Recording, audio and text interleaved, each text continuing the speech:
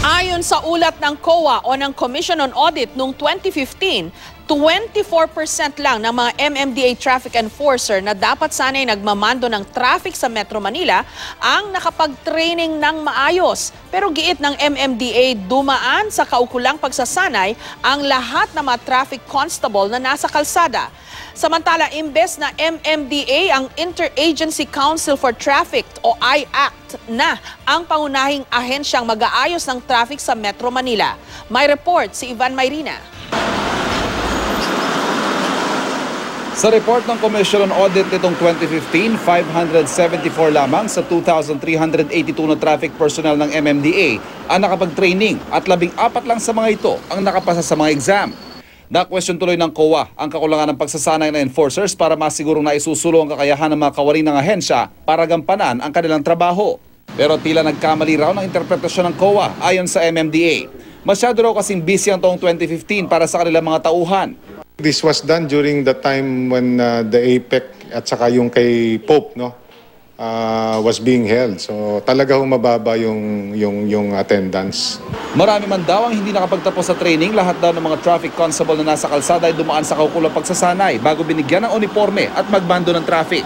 Yung percentage of what was interpreted as failure, hindi naman ho talaga failure yon, but this refers po dun sa they're all traffic enforcers.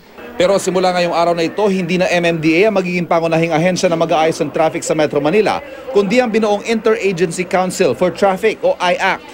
Sa pangunguna ng Highway Patrol Group, ang IACT kasama ang MMDA, LTO at LTFRB at pangangasiwaan ng Department of Transportation. Magkakaroon ng isang training, deployment at chain of command ng traffic management sa Metro Manila sa pamumuno ng itinalagang traffic officer na si Senior Superintendent Antonio Garjola ng PNP Highway Patrol Group.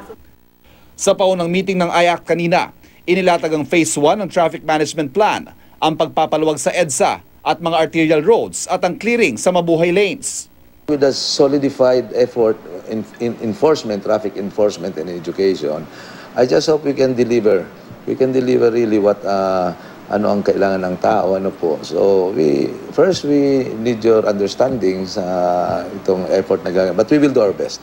Ang kasunod nito ang Phase 2 kung saan kukunin na rin ng IACT ang traffic management ng 17 local government units sa Metro Manila. Aantayin daw nila ang emergency powers na hinihingi ng Transportation Department dito. Ayon sa National Economic and Development Authority o NEDA, may emergency powers man o wala, tuloy ang 4 na malalaking infrastructure projects sa Metro Manila na inaasahan magpapaluwag sa traffic. Ang North-South Railway, ang Metro Manila Bus Rapid System, at ang BGC Ortigas Road Link na inaasahan makakabawas ng 25% ng traffic sa EDSA, at ang Common Station na magdurugtong sa MRT-7, LRT-1 at MRT-3. The Investment Coordination Committee, or the ICC, has so far approved 10 projects already, just last August 2nd, with a total of 320 billion pesos in project costs. Ivan Mayrina, GMA News.